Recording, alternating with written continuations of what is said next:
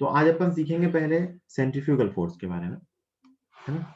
ये centrifugal force क्या होता है, कब इसकी नीड होती है और क्यों पढ़ रहे हैं सेंट्रीफ्यूगल फोर्स। तो सबसे पहले आप जानो सेंट्रीफ्यूगल फोर्स होता है क्या। तो भाई अपन ने तो पूरा सर्कुलर मोशन चैप्टर भी फिनिश कर लिया, कहीं इसका काम ही नहीं आया। तो ये क्या है, आपने इसका नाम भी सुना होगा और इसके बारे में बहुत लोगों के मन में बहुत सारे तरह के डाउट रहते हैं। तो आज अपन उन्हीं डाउट्स को क्लियर करेंगे। सेंट्रीफ्यूगल फोर्स, है ना। सबसे पहले ये जानो कि ये सूडो फोर्स है, इसीलिए अभी तक हम इसको नहीं ले रहे थे क्योंकि हम सारे क्वेश्चन ग्राउंड की फ्रेम से सॉल्व कर रहे थे। It is a pseudo force. ये क्या है, ये एक सूडो फोर्स है ना। तो ये हम तभी लेंगे जब हम उस सर्कुलर मोशन वाले ऑब्जेक्ट के फ्रेम में बैठ के सॉल्व करें, है ना। इसीलिए अभी तक हम इसको नहीं ले रहे थे क्योंकि हम सारे क्वेश्चन ग्राउंड की फ्रेम से सॉल्व कर रहे थे, है ना। तो वो जो क्वेश्चन भी ग्राउंड की फ्रेम से सॉल्व किया जा सकता है उसको हम उस घूमती हुई बॉडी के फ्रेम से भी सॉल्व कर सकते हैं। So it is a pseudo force in radial direction. किस डायरेक्शन में है, रेडियल डायरेक्शन में, ठीक। इट्स मैग्नीट्यूड, तो भाई सूडो फोर्स का मैग्नीट्यूड क्या होता है, mass of the object into acceleration of the observer. तो इसका भी मैग्नीट्यूड क्या होगा, मैग्नीट्यूड ऑफ सेंट्रीपिटल फोर्स और सेंट्रीफ्यूगल फोर्स, मैग्नीट्यूड ऑफ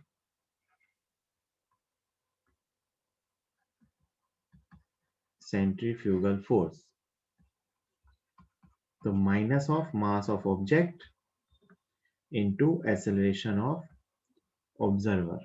कौन सा एक्सेलरेशन, सेंट्रीपिटल एक्सेलरेशन। मतलब ध्यान से देखिए, अब जो क्वेश्चन आप अभी तक ग्राउंड की फ्रेम से कर रहे थे उसको आप इसकी हेल्प से भी सॉल्व कर सकते हैं। जैसे, है ना? मान लीजिए अपन वही बेसिक सा सवाल लेते हैं कि एक एम मास का पार्टिकल है, इसको एक रस्सी से बांध दिया है और इसको सब घुमा रहे हैं हॉरिजॉन्टल सर्कल में, है ना। कांस्टेंट स्पीड v से इसको हॉरिजॉन्टल सर्कल में अपन घुमा रहे हैं, किसी टेबल पे घुमा रहे होंगे। तो अगर मैं इस क्वेश्चन को with respect to ground solve करूं, विथ रिस्पेक्ट टू ग्राउंड, बहुत ध्यान से सुनना मेरी बात। जब मैंने इस क्वेश्चन को जमीन से सॉल्व किया तो जमीन से सॉल्व करते टाइम मैंने इस कहा कि भाई इसका बीडी बनाते हैं, इस पे एक ही फोर्स है, टेंशन, बाकी mg नॉर्मल वगैरह तो बैलेंस है।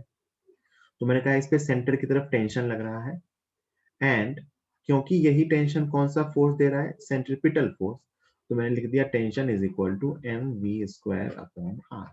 ये रेडियस आर मान, तो मैंने यहाँ कहा tension is providing the centripetal force. तो विथ रिस्पेक्ट टू ग्राउंड मैंने क्या कहा, tension is providing centripetal force. This is with respect to ground. अब अपन आते हैं विथ रिस्पेक्ट टू एक ऑब्जर्वर है जो इसी के साथ साथ घूम रहा है, इसी पे बैठा हुआ है। विथ रिस्पेक्ट टू ऑब्जर्वर ओ मान लेते हैं, विथ रिस्पेक्ट टू ऑब्जर्वर ओ, एक ऑब्जर्वर है जो उसी घूमती हुई पार्टिकल के फ्रेम में बैठा हुआ है। अब जरा सोच के देखिए कि उस घूमते हुए ऑब्जर्वर को ये पार्टिकल कैसा दिखेगा, रुका हुआ दिखेगा। भाई सोच के देखो ना, एक ट्रक घूम रही हो, एक बस घूम रही हो, हम उसी पे बैठे हुए हैं, तो हमें कैसा दिखता है, रुका हुआ दिखता है ना। और लेकिन क्या वो एक्चुअली में रुका हुआ है, नहीं। तो ये एक ऑब्जर्वर कैसे फ्रेम में है, एक्सेलरेटेड फ्रेम में। देखो ध्यान से, इसको क्या दिखेगा, इस ये कहेगा कि इस पे अंदर की तरफ टेंशन लग रहा है, और ये कहेगा क्योंकि ये एक एक्सेलरेटेड फ्रेम में है तो बाहर की तरफ एक सूडो फोर्स आएगा। तो ये कहेगा कि टेंशन और सूडो फोर्स एक दूसरे को बैलेंस कर रहे हैं। विथ रिस्पेक्ट टू ऑब्जर्वर ओ, ये पार्टिकल कैसा है, इक्विलिब्रियम में। तो ये कहेगा कि टेंशन है वो सूडो फोर्स के बराबर है, तो टेंशन इज टेंशन, और सूडो फोर्स क्या है, mass of object into omega square R, acceleration of observer, या फिर M V square upon R. दोनों से बात तो एक ही आई, कहने के तरीके अलग अलग। कि ग्राउंड के रिस्पेक्ट में कहा कि tension is providing centripetal force, और ऑब्जर्वर के रिस्पेक्ट में ने कहा कि tension and centrifugal force are balanced.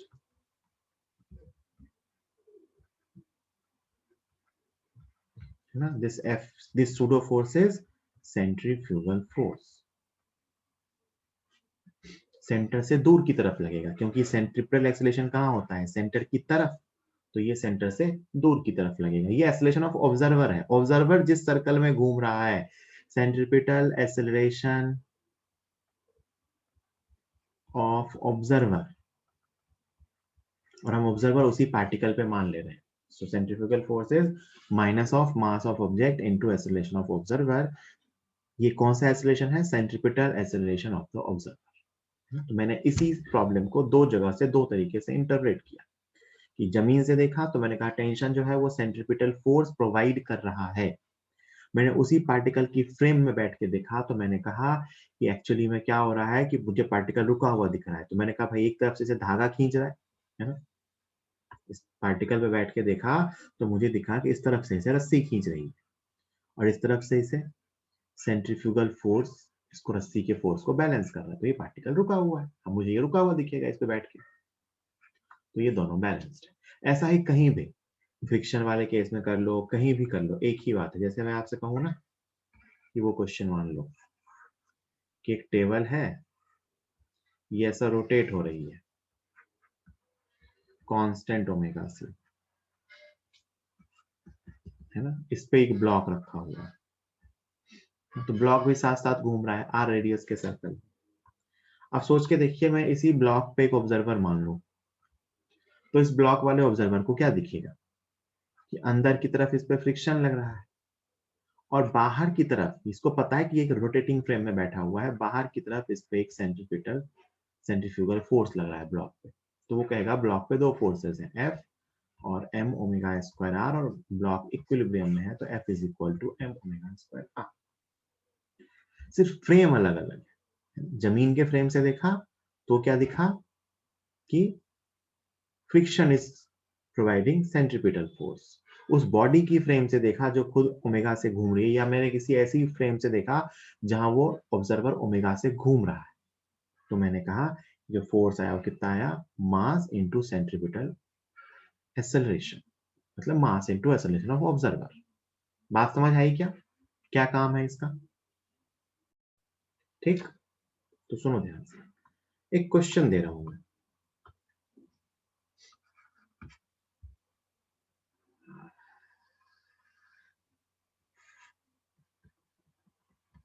Even अपन ने जो जो क्वेश्चन अभी सेंट्रीपिटल की हेल्प से किए हैं ना, वो सारे सेंट्रीफ्यूगल की हेल्प से किए जा सकते हैं, कोई दिक्कत नहीं। एक ये रॉड है ना,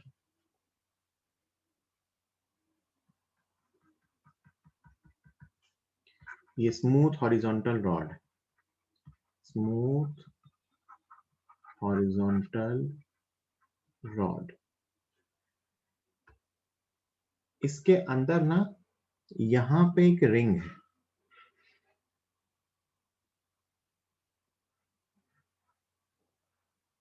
ये एक रिंग है जिसका मास m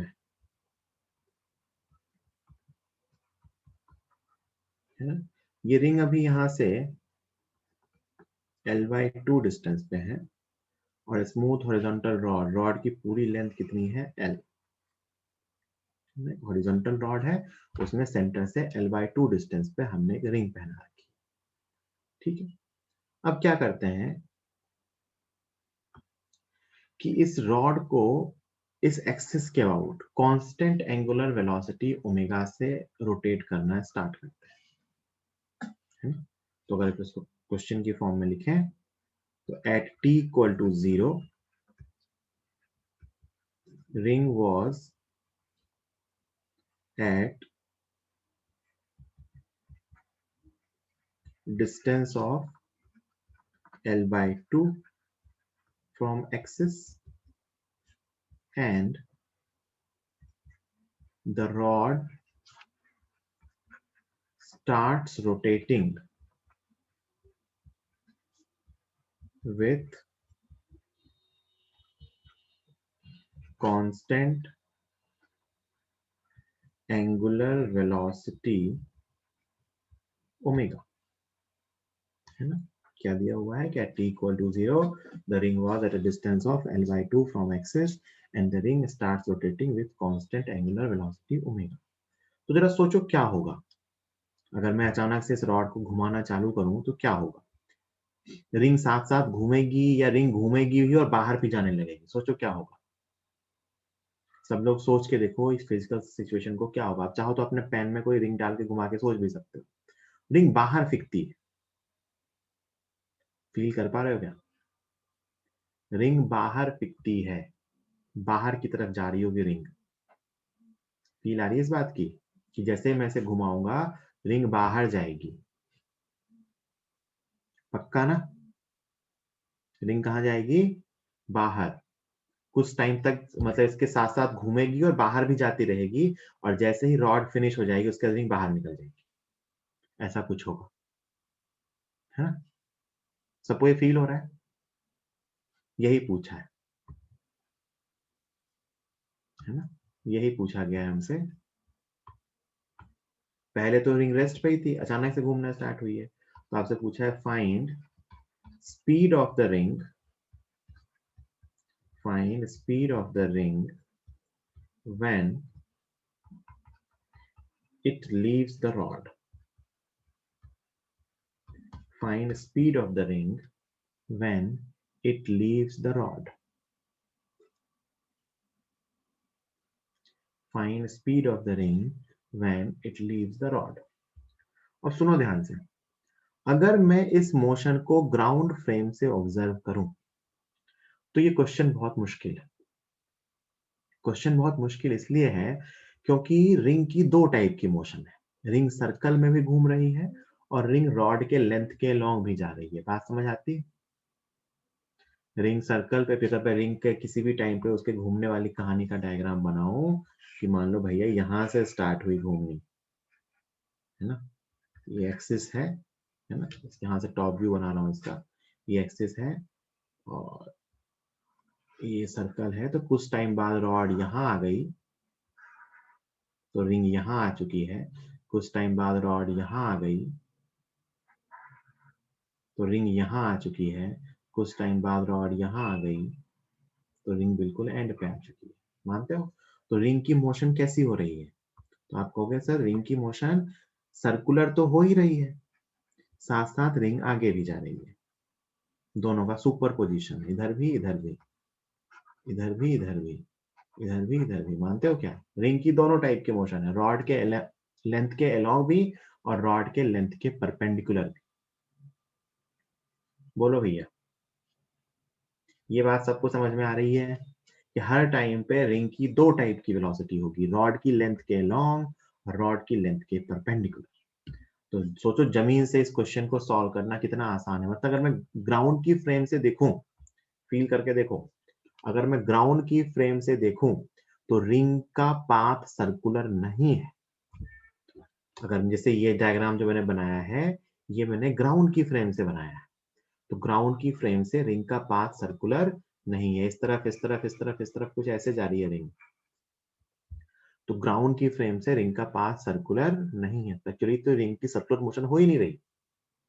this is not the circular motion of the ring. Ring का पाथ सर्कुलर है ही नहीं जमीन से, क्योंकि सर्कल पे तो, इस सर्कल पे तो घूम ही नहीं रहा ना, इस सर्कल से आगे भी जा रहा है, ऐसे ऐसे ऐसे ऐसे करके कहीं बाहर आ गया है। तो इसकी हमेशा दो टाइप की वेलोसिटी है, एक रॉड के लॉन्ग और एक रॉड के परपेंडिकुलर। तो ये थोड़ी सी कॉम्प्लिकेटेड मोशन है। इनमें से किसी भी एक मोशन को मैं अगर खत्म कर दूं तो काम हो जाएगा, है ना? तो वही करते हैं सेंट्रीफ्यूगल फोर्स की हेल्प से। सोच के देखो, मैं अगर इस रॉड की फ्रेम में बैठ जाऊं रिंग के पास, कहां बैठ जाऊं? रॉड की फ्रेम में, तो घूमना बंद हो जाएगा, चलती रहेगी बस, है ना? तो वही करने वाले हैं। देखो ध्यान से सॉल्यूशन। हमने क्या किया,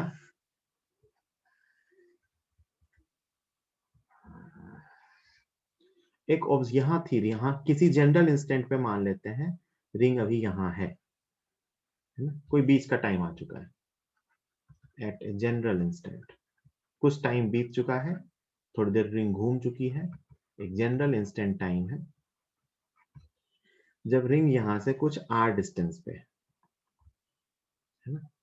मैं एक ऑब्जर्वर मान रहा हूं जो बस इस रिंग के पास ही रॉड पे बैठा हुआ है। मैं एक ऑब्जर्वर मान रहा हूं जो रिंग के बिल्कुल पास रॉड पे बैठा हुआ है। ये ऑब्जर्वर क्या देखेगा, तो घूमने वाला इफेक्ट तो कैंसिल हो गया क्योंकि ऑब्जर्वर भी साथ साथ घूम रहा है ना। तो अगर मैं वेलोसिटीज की बात करूं तो ऑब्जर्वर और रिंग दोनों की वेलोसिटी सेम होगी क्योंकि वो बिल्कुल रिंग के पास ही रॉड पे बैठा हुआ है। वो कहां बैठा हुआ है, रिंग के पास ही रॉड पे बैठा हुआ है।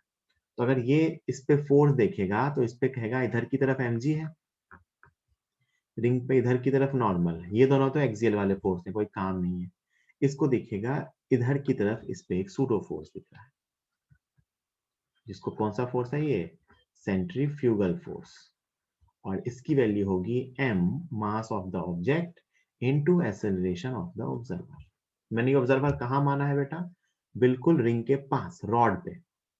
ऑब्जर्वर कहां माना है, बिल्कुल रिंग के पास रॉड पे। इसको दिखेगा कि इसका इस पे एक सेंट्रीफ्यूगल फोर्स आगे की तरफ लग रहा है और उस इंस्टेंट पे इसको ये भी दिखेगा कि रिंग कुछ वेलोसिटी से जा रही है। इसको दिखेगा जब ये रिंग यहां से r डिस्टेंस पे है तो इस पे वेलोसिटी इसकी v है और इसका जो फोर्स आ रहा है इस पे centrifugal force that is m omega square r। ये उसको ऑब्जर्व होगा, है ना। तो वो क्या कहेगा, वो कहेगा कि भाई ऐसा हो रहा है ना, ये तो बहुत सिंपल सी मोशन है। उसको क्या दिखेगा वो बता दो। उसको दिखेगा कि सिंपल सी बात है भाई, एक्सेलरेशन है ना, बस वेरिएबल एक्सेलरेशन है। तो अगर मैं एक्सेलरेशन पूछूं, एक्सेलरेशन सेंट्रीफ्यूगल, तो आप कहोगे सर वो ओमेगा स्क्वायर आर है। तो उसको दिखेगा उस टाइम पे उसकी वेलोसिटी v है और एक्सेलरेशन ओमेगा स्क्वायर आर है, और कोई फोर्स है ही नहीं भाई। नॉर्मल mg तो बैलेंस है, वो वर्टिकल में, तो हॉरिजॉन्टल में रेडियल के लॉन्ग एक ही फोर्स है, सेंट्रीफ्यूगल फोर्स। तो एक ही एक्सेलरेशन होगा, सेंट्रीफ्यूगल एक्सेलरेशन, और यही एक्सेलरेशन इसको क्या दे रहा है, वेलोसिटी। सिर्फ यही मोशन दिखेगी उस आदमी को। क्या दिखेगा, मान लो अर्थ ये रॉड घूम रही है तो उस आदमी को दिखेगा सिंपल रिंग बाहर जा रही है और बाहर जाते जाते ऐसे रिंग यहाँ से बाहर जा रही है, बाहर जा रही है, बाहर जा रही है, रास्ते यहाँ से बाहर निकल गई। क्यों, क्योंकि ये भी रिंग वाली फ्रेम में बैठा हुआ है, रिंग के पास, बिल्कुल बिल्कुल बिल्कुल। तो इसको रिंग के घूमने का इफेक्ट तो दिखेगा ही नहीं, इसको सिर्फ क्या दिखेगा, रिंग आगे जाएगी। तो बस यही करना है। और बस यहाँ पे एक चीज का ध्यान रखेंगे, ये एक्सेलरेशन कांस्टेंट नहीं है क्योंकि ये r रिंग के लिए चेंज हो रहा है। तो मैं किसी भी टाइम पे लिख सकता हूँ acceleration is equal to omega square r। इस एक्सेलरेशन को मैं क्या लिख सकता हूँ बेटा, v dv अपॉन dr। क्यों लिख रहे हैं v dv अपॉन dr, क्योंकि मुझे वेलोसिटी चाहिए जब वो बाहर जा रहा है।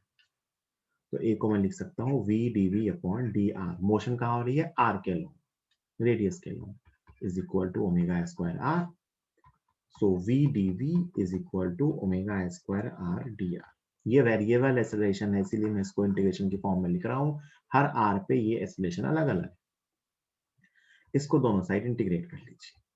v की लिमिट, रॉड को रिंग को कहां से रिलीज किया था, r equal to L by two से। रिंग बाहर कहां जाएगी, r इक्वल टू एल पे। जब स्टार्ट किया था तो रिंग की वेलोसिटी 0 थी, तो वेलोसिटी की लिमिट 0 से v तक, और r की limit r equal to L by two से r इक्वल टू एल तक।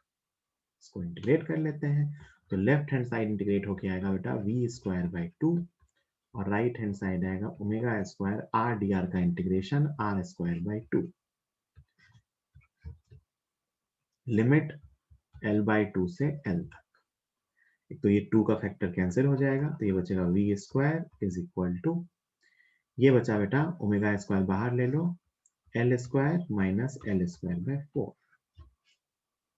ठीक, तो यहां से ये सॉल्व होके आ रहा है v square is equal to omega square 3l square by 4 limit के साथ, so v is equal to √3/2 omega l। ये वो स्पीड है, this is the radial speed. अभी क्वेश्चन खत्म नहीं हुआ है, तो मतलब हमें ये पता चला कि जब ये रिंग बाहर आएगी तो इसकी वेलोसिटी का जो ये कंपोनेंट होगा v रेडियल, ये कितना होगा √3 ओमेगा l/2। ये क्या होगा √3 ओमेगा l/2। या रुको मैं इसका टॉप व्यू बनाता हूँ, इस व्यू में आपको कम दिखेगा। अगर मैं इसका टॉप व्यू बनाऊं तो ये अपनी कुछ एक्सिस होगी, ये अपनी वो रॉड है। जब ये रिंग जस्ट बाहर आने वाली है, मतलब एंड पे पहुंच चुकी है, तो मुझे पता चला कि इसकी वेलोसिटी जो इस तरफ है वो है √3/2 ओमेगा l, है ना, ये रेडियल डायरेक्शन में। लेकिन बेटा मुझसे क्या पूछा है, find speed of the ring when it leaves the rod. ये जो हमने पूरी कहानी सॉल्व की है किसके रिस्पेक्ट में, रॉड के रिस्पेक्ट में। सोच के देखिए, ये रॉड जब ये बाहर आएगा तो रिंग की ये वेलोसिटी तो होगी ही, साथ साथ ये वेलोसिटी भी होगी, tangential velocity, radial velocity. Ring की कुछ टेंजेंशियल वेलोसिटी भी होगी, दोनों साथ साथ तो जा रहे होंगे ऐसे। ये वाली मोशन तो अपन ने भी कंसिडर ही नहीं करी है। तो भाई जब ये बिल्कुल एंड पे पहुंच चुका होगा तो रिंग की जो tangential velocity v is equal to omega R. तो एंड पे ये वेलोसिटी कितनी है ओमेगा l। तो रिंग की जो दो वेलोसिटीज होंगी, रेडियल वेलोसिटी √3/2 ओमेगा l और टेंजेंशियल वेलोसिटी ओमेगा l। मैं कहूँ रिंग की जो नेट स्पीड आएगी वो क्या होगी, अंडर रूट दोनों का रिजल्टेंट VR² प्लस VT²। तो दोनों का रिजल्टेंट आ गया यहाँ से 3/4 ओमेगा² l² प्लस ओमेगा² l²। तो ये आ गया √7/2 omega. This is the net speed with which the ring will come out, है ना। इतनी स्पीड से रिंग बाहर आएगी। रिंग की वेलोसिटी के दोनों कंपोनेंट होंगे, रॉड की लेंथ के अलोंग। ये पूरी कहानी अपन ने की है रॉड की लेंथ के अलोंग वाला कंपोनेंट निकालने के लिए। परपेंडिकुलर कंपोनेंट तो पता है कि भाई अगर वो l डिस्टेंस पे बाहर आने वाला है तो उस टाइम पे जो इधर की तरफ रॉड की स्पीड होगी वही इधर की तरफ रिंग की speed, that is omega l। और नेट दोनों 90 डिग्री पे है तो स्क्वायर करके ऐड कर दो। कोई डाउट हो तो बताओ। अब इस क्वेश्चन को अगर हम सेंट्रीफ्यूगल से नहीं करते, अगर इसको मैं यहाँ सेंट्रीफ्यूगल से नहीं करता तो सेंट्रीपिटल से करने में बहुत दिक्कत हो जाती, क्योंकि सेंट्रीपिटल से करने में क्या होता कि मुझे ये दिख रहा होता कि रिंग घूम भी रही है और चल भी रही, दोनों मोशन साथ साथ कंसीडर करते तो फंस जाते।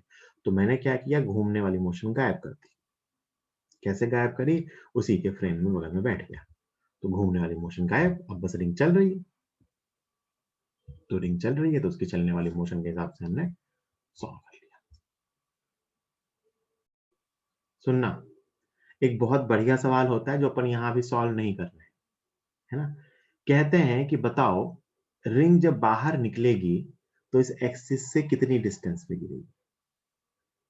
समझ में आ रहा है, क्या पूछते हैं, रिंग जब बाहर निकलेगी तो एक्सिस से कितनी डिस्टेंस पे गिरेगी। एक्सिस ये है ना, एक्सिस से कितनी डिस्टेंस पे जमीन पे गिरेगी। तो थोड़ा सोचो कैसे सॉल्व करेंगे, सोचो सोचो सोचो।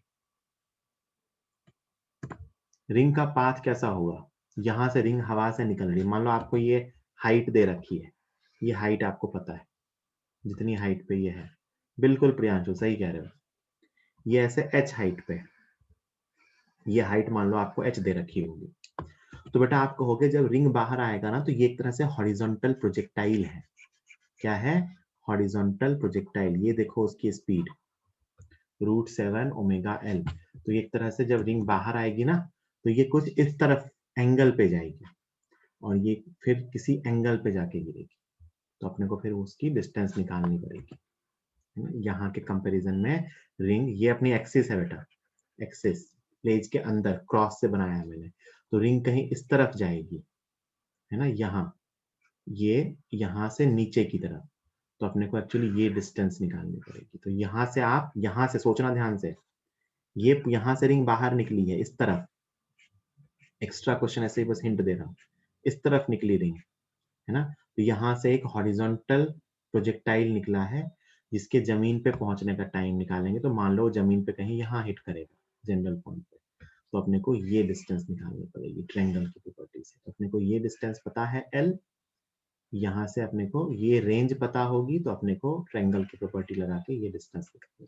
थोड़ा सा मुश्किल सवाल होता है, आप ट्राई कर सकते हो कि मान सकते हैं कि ये यहाँ से h हाइट पे है, तो रिंग कितनी डिस्टेंस पे जाके जमीन पे गिरेगी, है ना। तो उसमें अपने को यहाँ से आगे एक प्रोजेक्टाइल मोशन भी सॉल्व करना हो।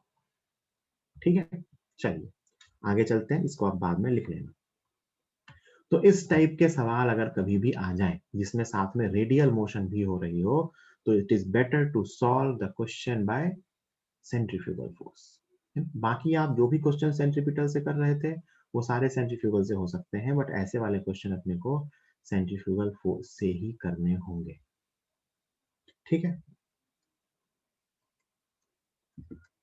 और सेंट्रीफ्यूगल फोर्स की वैल्यू मैंने आपको बता दी, mass of object into centripetal acceleration of the observer. Observer का सेंट्रीपिटल एक्सेलरेशन याद रखना।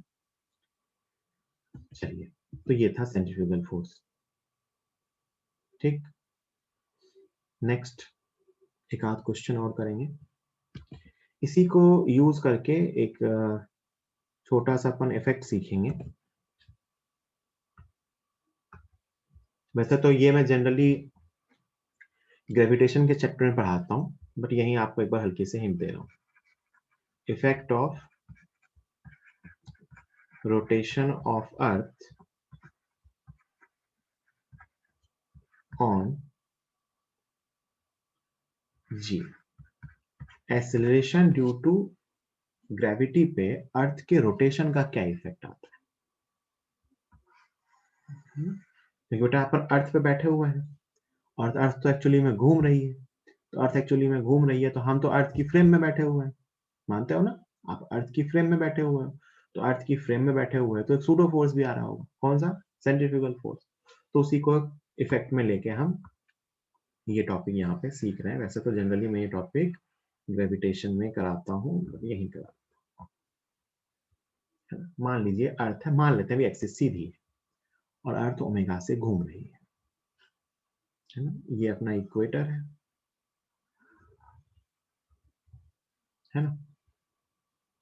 यहाँ पे एक ब्लॉक, अर्थ के टर्म में बात कर रहे हैं, याद रखना अर्थ है ये क्या है, अर्थ है, घूम रही है। यहाँ पे एक ब्लॉक, m मास का ब्लॉक, ये ब्लॉक इक्विलिब्रियम में, हम जमीन पर से देख रहे हैं, हमें क्या दिख रहा है कि ये ब्लॉक कैसा है, इक्विलिब्रियम में। तो ये इक्विलिब्रियम में कैसे होगा, जरा इसका बीडी बनाते हैं। तो बेटा अगर इस आदमी को ये ब्लॉक इक्विलिब्रियम में दिख रहा है, तो इसका मतलब ये ब्लॉक भी साथ साथ सर्कल में घूम रहा होगा, है ना। और ये यहां से किसी लैम्डा एंगल पे है इक्वेटर से, तो ये लैम्डा क्या है, लैटिट्यूड। लैटिट्यूड याद है क्या, जानते हो क्या, अक्षांश देशांतर जो होता है, अक्षांश लैटिट्यूड जानते हो। तो ये लैम्डा क्या, मैंने लैटिट्यूड लिखा है, सही है क्या ये लैम्डा, क्या यही होता है, लैटिट्यूड यही होता है, इक्वेटर से जो एंगल बनाते हैं, है ना, उसी को क्या बोलते हैं, लैटिट्यूड। अब ध्यान से देखना, ये ब्लॉक इक्विलिब्रियम में रखा हुआ है, तो मुझे इस पे इफेक्टिव वेट निकालना है, ध्यान से सुनना। इसका बीडी बनाते हैं, इस पे mg कहाँ आएगा, ध्यान से, mg इधर आएगा अर्थ के सेंटर की तरफ।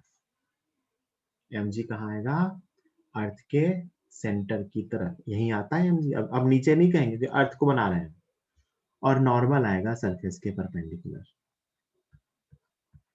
ये ऑब्जर्वर जब इस ब्लॉक को देखेगा, तो भाई ब्लॉक का सर्कल तो ये रहा बेटा, मान लेते हैं इस सर्कल की रेडियस कुछ स्मॉल r है और अर्थ की रेडियस मान लेते हैं कैपिटल R। तो इस ऑब्जर्वर को ब्लॉक पे बाहर की तरफ एक सूडो फोर्स दिखेगा, जिसको मैं लिखूंगा m ओमेगा स्क्वायर r। ये कौन सा फोर्स है? सेंट्रीफ्यूगल। कौन सा फोर्स है ये? सेंट्रीफ्यूगल। तो इस पे कौन कौन से फोर्सेस ऑब्जर्वर को दिखे? mg, नॉर्मल और m ओमेगा स्क्वायर r। अगर मैं इस m ओमेगा स्क्वायर r के कंपोनेंट्स करूं, जैसा कि मैं हमेशा से करता आया हूं, है ना, ये ऐसा घूम रहा है सर्कल में, है ना, तो या तो आप उसके कंपोनेंट्स कर लो, या आप अगर ये इक्विलिब्रियम में दिख रहा है मुझे, कैसा दिख रहा है? इक्विलिब्रियम में, तो आप कहोगे इक्विलिब्रियम में है मतलब इस पे फोर्सेस बैलेंस है, तो ये एंगल लेमडा है तो ये एंगल भी लेमडा है। तो इस m ओमेगा स्क्वायर का ये कंपोनेंट आएगा बेटा m omega square r sine lambda, और ये कंपोनेंट आएगा m omega square r cos lambda. ध्यान से देखिए, मैं इस ब्लॉक का बीडी आपको दिखा रहा हूँ, ब्लॉक पे कौन कौन से फोर्स है। तो ब्लॉक पे इधर की तरफ नॉर्मल, इधर की तरफ m omega square small r लिख रहा हूँ अभी, कॉस लेमडा, और इधर की तरफ m omega square r sine lambda, और इधर की तरफ mg। तो बेटा ये फोर्सेस मिलके कभी ये बैलेंस कर ही नहीं सकते, ये इक्विलिब्रियम में है, ये इक्विलिब्रियम मतलब इस ऑब्जर्वर को दिख रहा है इसमें सारे फोर्स जीरो, तो इसको कौन बैलेंस कर रहा होगा? तो एक फ्रिक्शन भी आएगा, ऑब्वियस सी बात है, बिना फ्रिक्शन के ये बैलेंस नहीं हो सकता, है ना, बिना फ्रिक्शन के ये बैलेंस नहीं हो सकता। पहली बात, फ्रिक्शन कभी पूछा तो बता देंगे, नहीं पूछा तो अपने को ये दिमाग में रहना चाहिए कि इसको फ्रिक्शन ही बैलेंस है। अब देखो, अगर मैं इसकी इस लाइन के लॉन्ग बैलेंसिंग की इक्वेशन लिखूं तो mg को बैलेंस करने वाला फोर्स ये है ना, तो आप क्या लिखोगे? Normal plus m omega square r cos lambda equal to mg। अब बेटा इस स्मॉल r को आप अगर ध्यान से देखो ना, तो ये कैपिटल R है ना, कैपिटल R cos लेमडा लिख सकता हूँ। स्मॉल r को मैं क्या लिख सकता हूँ? Capital R cos lambda, basic सी ट्रिग्नोमेट्री यूज करके।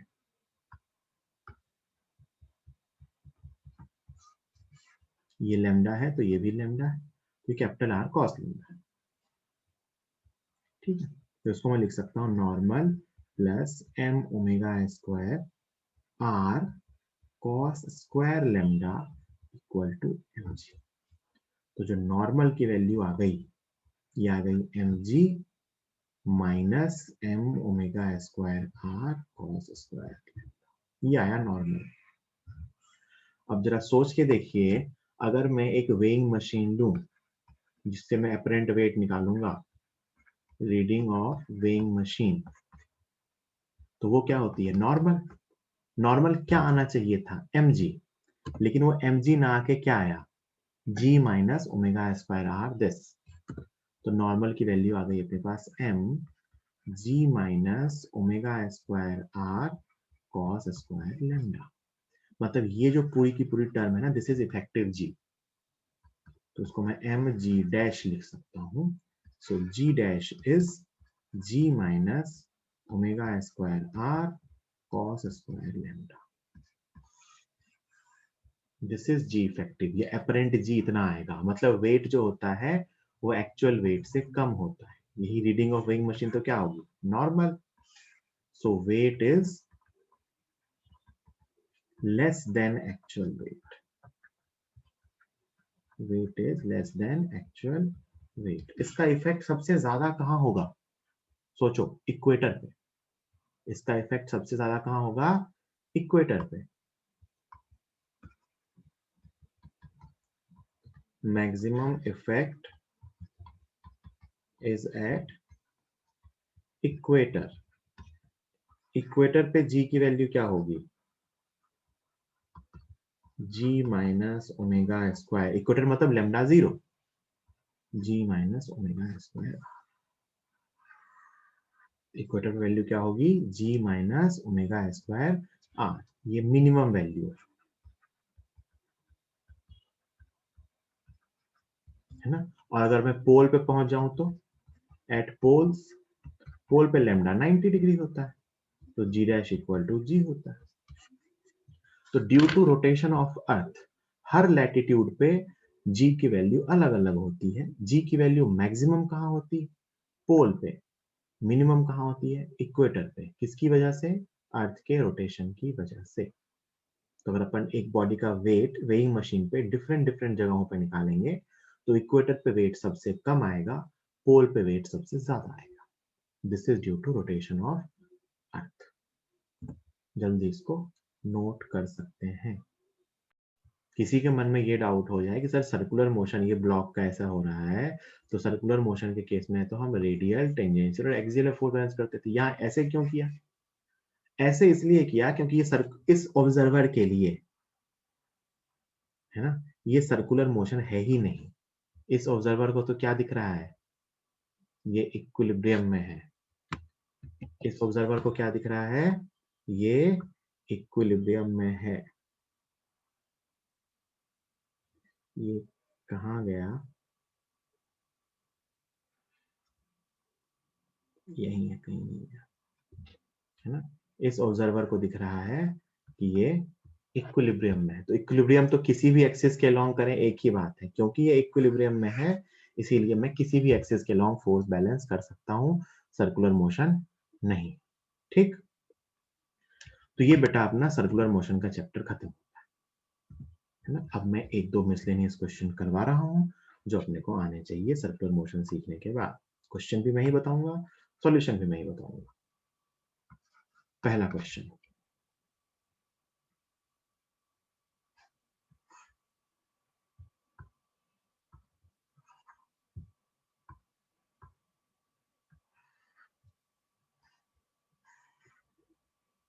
एक टेबल है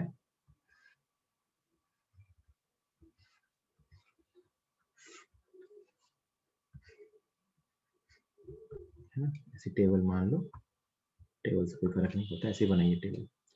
इस पे एक रिंग रखी हुई है,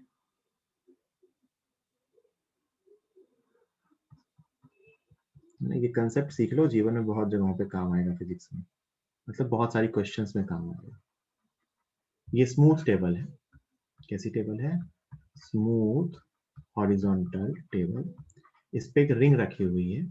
ये रिंग है जिसका मास m है और रेडियस r है, और इस रिंग को हमने ऐसा घुमा घुमा दिया है ना, ओमेगा से। मतलब रिंग टेबल पे ही घूम रही है, रिंग अपने प्लेन में घूम रही है, अपनी एक्सिस के अबाउट, है ना। समझ में आ रहा है? मतलब अगर मैं दूसरा व्यू बनाऊं तो ये रिंग कुछ ऐसी होगी, दिस इज द रिंग, और ये रिंग ऐसे रोटेट हो रही है। हो सकती है ना, हम ऐसे गोल घुमा के रिंग को रख देंगे टेबल पे, घूमती रहेगी, फ्रिक्शन तो है नहीं, रुकेगा ही नहीं कभी। बोलो मानते हो? m मास और r रेडियस की रिंग है, इसको हमने ऐसा घुमा के रख दिया है, घूम रही है अपने प्लेन में। ये एससीवी का सॉल्व एग्जाम्पल है ना। तो पता है हमसे क्या पूछा है? हमसे पूछा है find tension in the ring. क्या पूछा है? Find tension in the ring. ये बहुत जगहों पे काम आता है कंसेप्ट, इसलिए सीख लो। एक रिंग है जो अपने एक्सिस के अबाउट ओमेगा से घूम रही है ना, m मास है, r रेडियस की रिंग है। ऐसे भी दे सकते हैं क्योंकि रिंग सिंपली ओमेगा से घूम रही है, बताओ इस रिंग में टेंशन कितनी होगी। ठीक है, तो सुनो ध्यान से कैसे करें। एक तो हमें कुछ समझ नहीं आ रहा इसमें कि अब कैसे सॉल्व करें, टेंशन कहाँ है ही नहीं है टेंशन।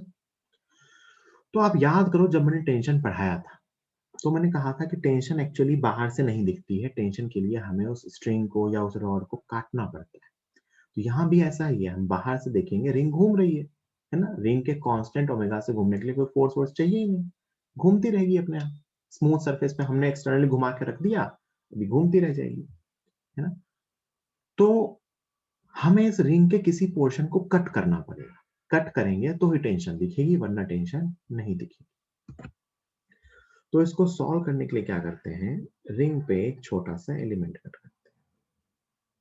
फिक्स मेथड है, ध्यान रखो, ऐसे ही करता है। मैंने क्या किया, ये रिंग है, ये घूम रही है, तो मैंने रिंग पे एक छोटा सा एलिमेंट कट किया। जो सेंटर पे डी थीटा एंगल बनाता है ना। ये छोटा सा एलिमेंट कट किया जिसका मास डी है ना। ये मैंने यहाँ से रिंग से कट किया और मैं इस छोटे से एलिमेंट का फ्री बॉडी डायग्राम बना रहा हूँ, है ना। मैं क्या कर रहा हूँ, इस छोटे से एलिमेंट का फ्री बॉडी डायग्राम बना रहा हूँ। इसका मास कितना है, dm। तो बेटा इस पे कौन कौन से फोर्स आएंगे, एक तो बाकी की रिंग इसे इस तरफ खींच रही होगी टेंशन से, एक तो ये फोर्स होगा टेंशन, ठीक। दूसरा, इस dm को क्या लिख सकते हैं, ये एंगल d थीटा है ना। तो मैं देखो मैं क्या लिख सकता हूँ, dm इज इक्वल टू पूरे रिंग का मास अपॉन पूरे रिंग की length 2 pi r, this is mass पर यूनिट लेंथ, इनटू इस छोटे से आर्क की लेंथ r d थीटा लिख सकते हैं ना। इस छोटे से आर्क लेंथ को क्या लिख सकते हैं, r d थीटा, याद है ना ये फॉर्मूला।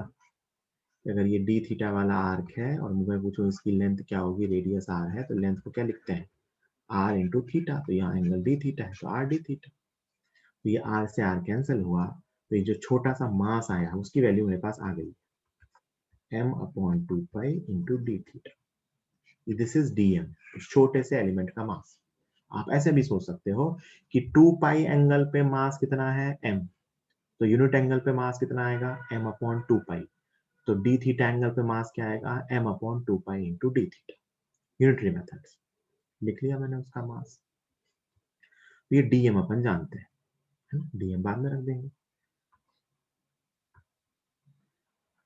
अब जरा सोच के देखिए कि ये dm जो घूम रहा है, ये dm जो मैंने छोटा सा एलिमेंट माना है, ये dm जो घूम रहा है इसे कौन घुमा रहा होगा, तो ध्यान से देखना।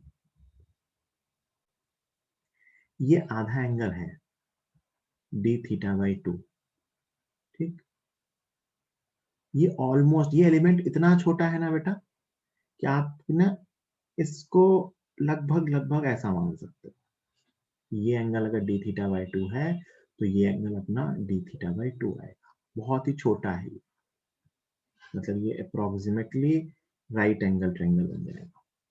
तो ये जो t के कंपोनेंट है ना, t का ये कंपोनेंट है t cos d theta by 2 और t का ये कंपोनेंट है t sin d theta by 2। वैसे इस t के कंपोनेंट है इधर की तरफ हॉरिजॉन्टल में तरीके से t cos d theta by 2 और इस t का भी इधर की तरफ कंपोनेंट है t sin d theta by 2। अब ये रिंग अगर घूम रही है बस, तो इस घूमने वाले रिंग के लिए आप कहोगे कि सर ये दोनों फोर्स तो आपस में कैंसिल हो गए, t cos d theta by 2 और t cos d थीटा, और बचा कौन सा फोर्स, ये t sin d theta by 2 और t sin d theta by 2। ये बहुत ही छोटा है, मतलब मैंने आपको दिखाया है कि ये dm इतना सा है, एक्चुअली एक पार्टिकल जैसा है। तो इस पे ये दोनों फोर्स ही मिलके क्या दे रहे हैं, सेंट्रीपिटल फोर्स। एक्चुअली में यही दोनों फोर्स कौन से फोर्स बन रहे हैं, सेंट्रीपिटल फोर्स। तो मैं वही लिख रहा हूँ कि सेंट्रीपिटल फोर्स कहाँ से आ रहा है, टेंशन के दोनों कंपोनेंट्स से। तो it is 2t sin d theta by 2, this is centripetal force. मैंने क्या कहा, t का कंपोनेंट जो एक तरह से टेंजेंट के लॉन्ग था वो आपस में कैंसिल हो रहा है, और जो सेंट्रीपिटल में था वही क्या दे रहा है, सेंट्रीपिटल एक्सेलरेशन। और आप कहोगे कि 2t sin d theta by 2 centripetal force equal to dm into omega square into r।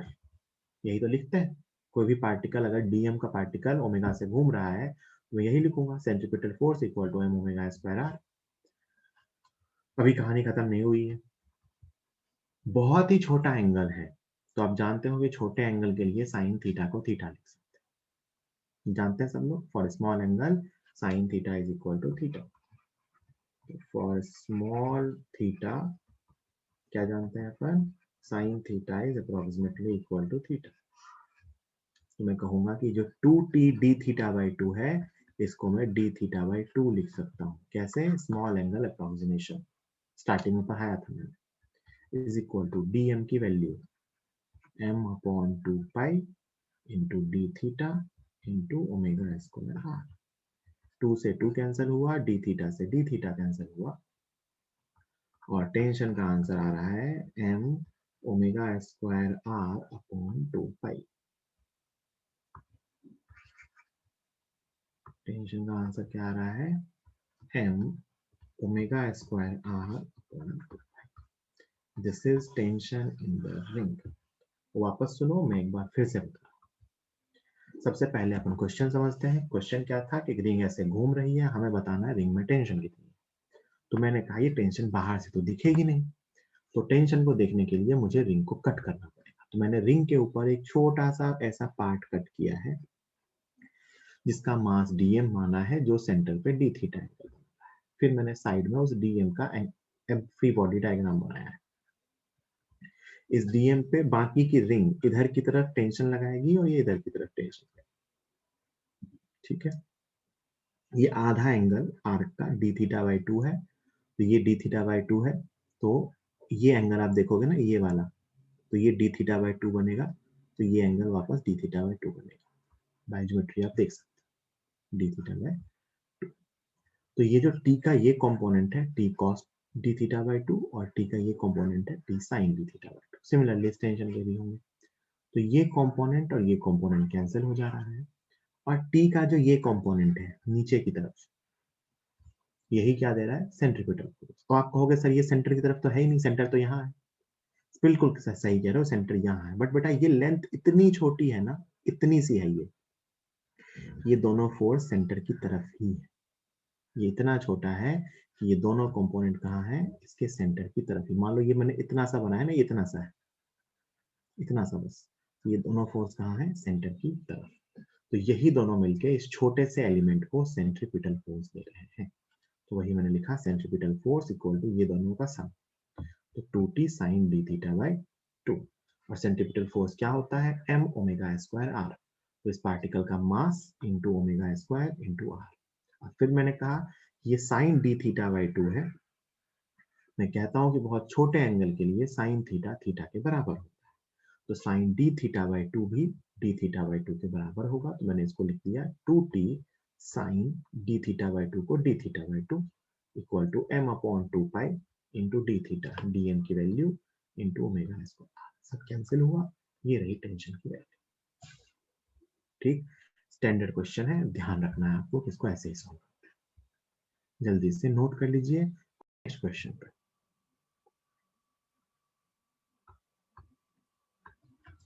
इस क्वेश्चन को सॉल्व करने के दो मेथड है, मैं आसान वाला मेथड बता रहा हूँ। तो उसमें एक चीज है जो भी आपको नहीं पता है, तो अपन अभी वो मान लेंगे, अगला चैप्टर ही वही है। एक रॉड है, एक रॉड है,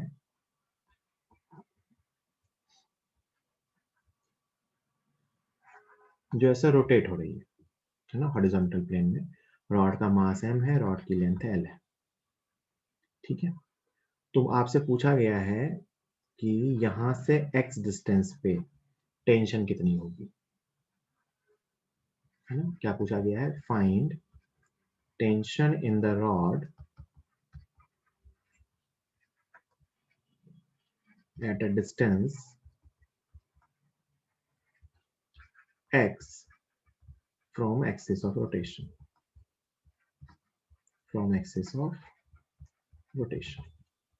क्या पूछा गया है, find tension in the rod at a distance x from the axis of rotation. Axis of rotation से x डिस्टेंस पे रॉड में टेंशन कितनी होगी। तो सबसे पहले तो ये सोचते हैं टेंशन होगी क्यों, है ना, क्यों होगी टेंशन। अभी देखते हैं टेंशन क्यों होगी। अपन तो मान लेते हैं टेंशन है। सुनना, एक काम करते हैं कि जहां टेंशन पूछी गई है, जैसा कि अपन अभी तक सॉल्व किया करते थे, वहां से रॉड को काट देते हैं। ये अपनी एक्सिस ऑफ रोटेशन है, यहां से रॉड को हमने कट कर दिया। तो ये जो लेंथ बची रॉड की, ये लेंथ कितनी बची बेटा, L माइनस एक्स। और ये L माइनस एक्स वाली रॉड भी तो घूम रही होगी, मानते हो ना, पूरी रॉड ही घूम रही है, तो ये रॉड भी घूम रही होगी ना। बोलो बोलो भाई। अगर मैं इस रॉड की बात करूं तो इस रॉड को कौन घुमा रहा है? अगर मैं इस रॉड की बात करूं तो इस रॉड को घुमाने के लिए कोई ना कोई सेंट्रीपिटल, भाई ये रॉड है सामने आपके ड्रॉ की हुई, इस रॉड पे कोई ना कोई तो फोर्स होना चाहिए ना सेंटर की तरफ, ये रहा सेंटर, इस रॉड पे कोई ना कोई तो फोर्स होना चाहिए ना जो इसको घुमाएगा, अपने आप कैसे घूमेगी, है ना? तो वही फोर्स कौन सी है? टेंशन। वही फोर्स कौन सी है? Tension. So tension is the force which is responsible for circular motion of the rod, है ना?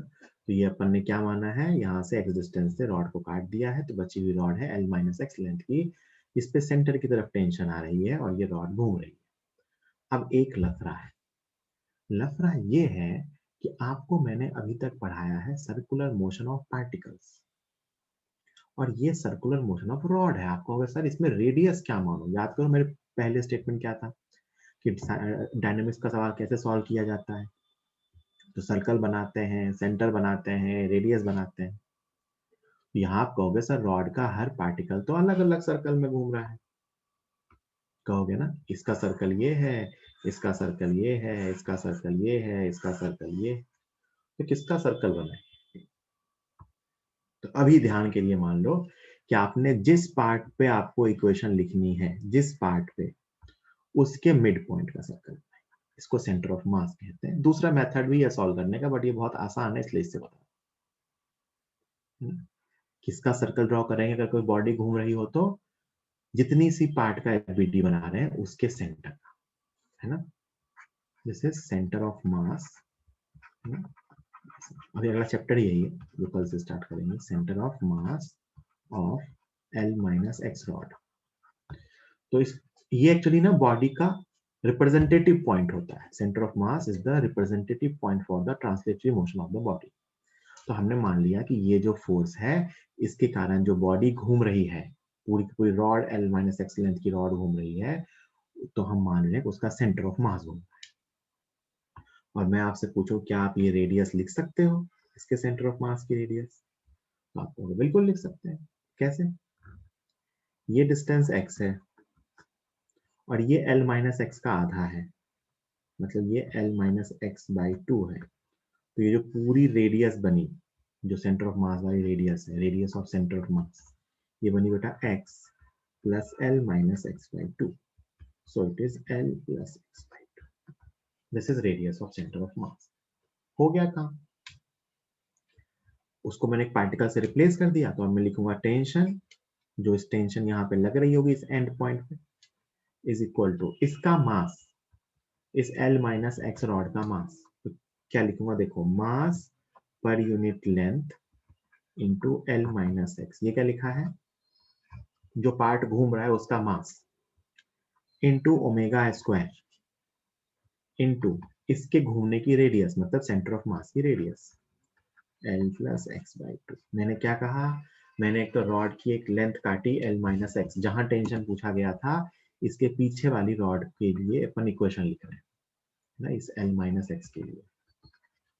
तो मैंने कहा कि इस पे टेंशन निकालने के लिए, इसका टेंशन निकालने के लिए मैंने कहा इस पे एक ही फोर्स आएगा T, और ये रॉड सर्कल में घूम रहा है। अभी मैंने एज्यूम करने को बोला है कि इसके सर्कल में घूमने वाले को अपन इसके सेंटर के मोशन से रिप्रेजेंट कर सकते हैं, सेंटर ऑफ मास के मोशन से। ये टेंशन लिख दी, हो गया, आंसर आ गया। देखो ध्यान से कितना आ गया, m omega square upon 2l l plus x into l minus x, which is l square minus x square.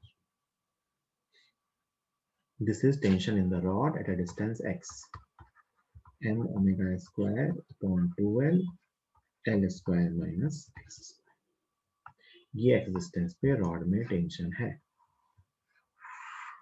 आप ध्यान से देखिए, मैं अगर कहूं x इक्वल टू 0, तो टेंशन कितना आ रहा है, it is m omega square l by 2।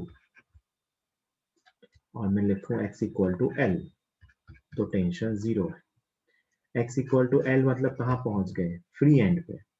कहां पहुंच गए, फ्री एंड पे। और x इक्वल टू 0 मतलब कहां है, एक्सियल पॉइंट पे। तो जैसे जैसे हम आगे जाते हैं, यहाँ से टेंशन कम होती जाती है, यहाँ टेंशन 0, यहाँ टेंशन मैक्सिमम। ऐसा क्यों है? सोचो बेटा, यहाँ वाली जो टेंशन है ना, सुनना, यहाँ वाली टेंशन, यहाँ वाली एक्सिस वाली पूरे रॉड को घुमा रही है। यहाँ वाली टेंशन इतनी सी रॉड को घुमा रही है, यहाँ वाली टेंशन इसके पीछे वाली इतनी सी रॉड को घुमा रही है, यहाँ वाली टेंशन इतनी सी रॉड को घुमा रही है, यहाँ वाली टेंशन इतनी सी रॉड को घुमा रही है। तो जैसे जैसे आगे जा रहे हैं, वो टेंशन जिस रॉड को घुमा रही है वो टेंशन कम होती जा रही है ना? इसीलिए आगे जाते जाते टेंशन कम हो रहा है। This is the expression for tension. तो जैसे जैसे एक्स इंक्रीज होता है, टेंशन डिक्रीज होती है। कई बार ना इसका ग्राफ पूछ लेते हैं, है ना? कि आपसे पूछा जाए कि टेंशन वर्सेस एक्स का ग्राफ कैसा होगा। एक्स क्या है? Distance from axis, distance from axis. तो ध्यान से देखिए इसका ग्राफ कैसा आएगा। इक्वेशन क्या है? t is equal to M omega square by 2l L square minus X square. ये पैराबोलिक होगा क्योंकि ये एक्स स्क्वायर के टर्म में है इक्वेशन, है ना? ये टर्म है x इक्वल टू 0, ये है x equal to l। x equal to 0 पे टेंशन कितनी है? m omega square l, m omega square l by 2। ये ग्राफ इसका पैराबोलिक ग्राफ आता है। कैसे डिसाइड किया? एक्स स्क्वायर के टर्म है ना, t is equal to something constant minus A X square, इस फॉर्म में इक्वेशन है। तो ये कैसा होता है? Parabola downward. इसलिए ग्राफ कैसा आया? Parabola downward. ठीक, जल्दी नोट कीजिए।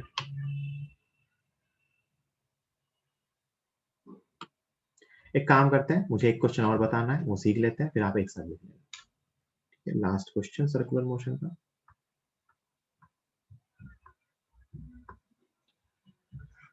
है ना। फिर से एक रॉड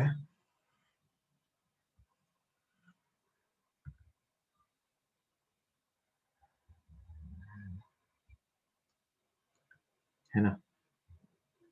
यहाँ पे एक रिंग पहना रखी है,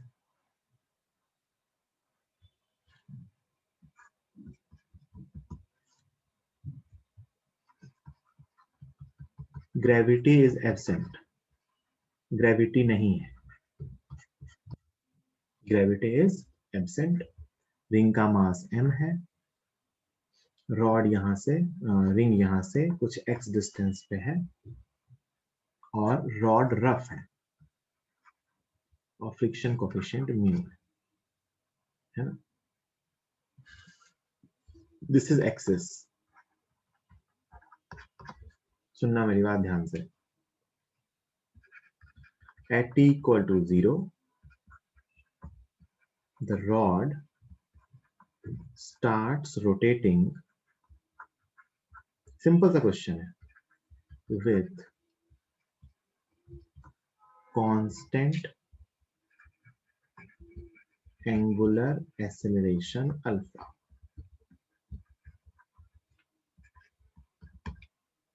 इसमें रॉड शुरू से ओमेगा कांस्टेंट से नहीं घूम रही है। at t equal to 0 the rod starts rotating with constant angular acceleration alpha। तो आपसे पूछा है कि find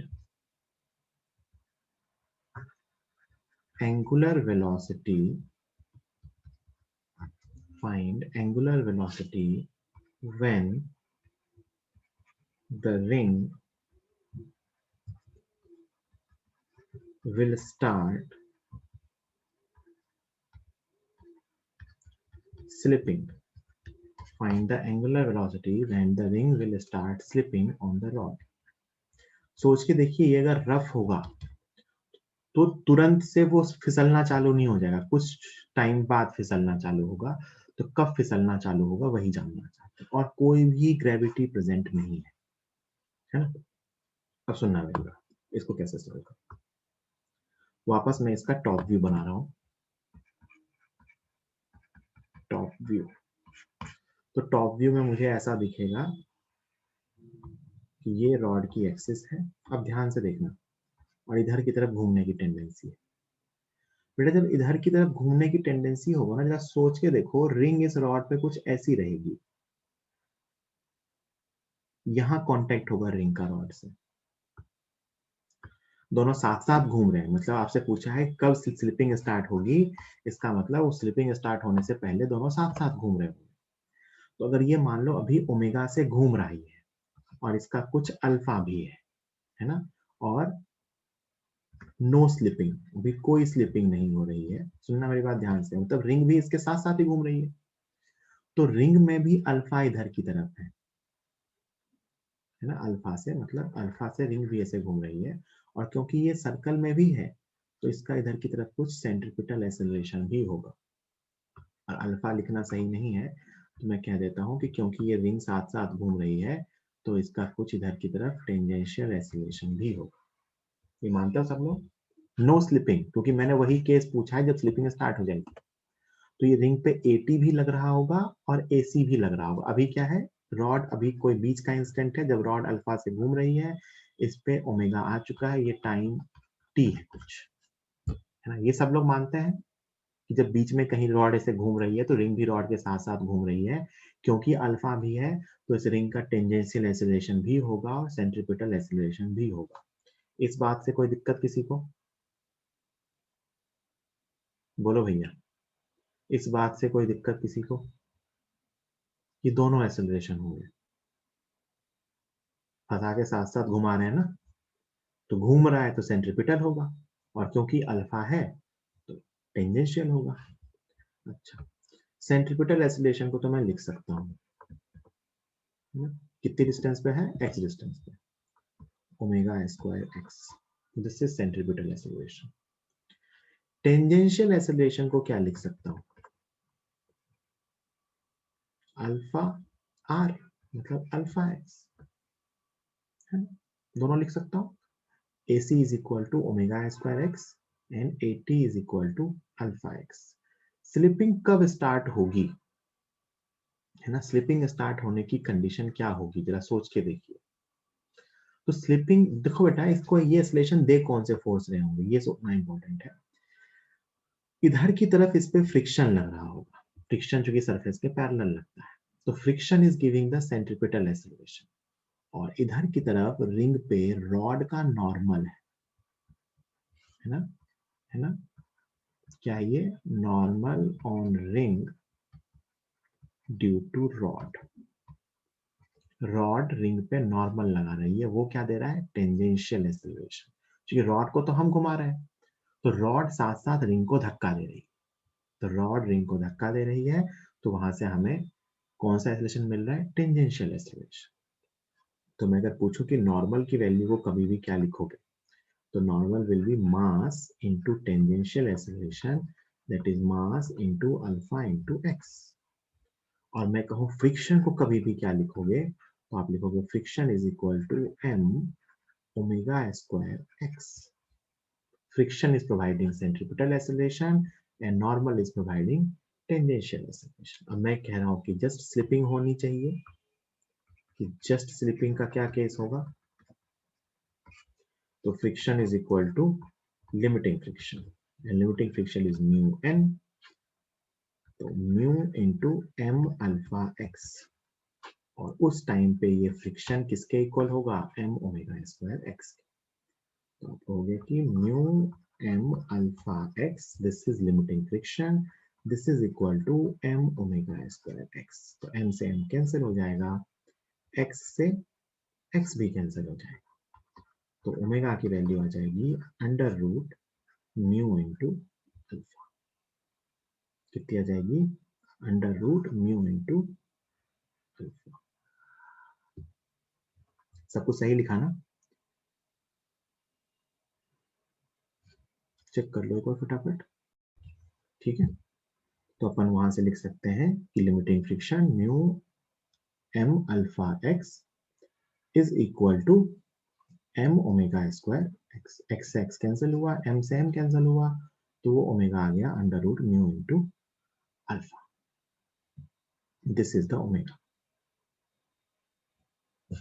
है ना। यहाँ पे ये सीखने वाली चीज थी कि जो टेंजेंशियल एक्सेलरेशन है वो नॉर्मल दे रहा है, रॉड रिंग को साथ साथ घुमा रही है, मतलब रिंग को धक्का दे रही है,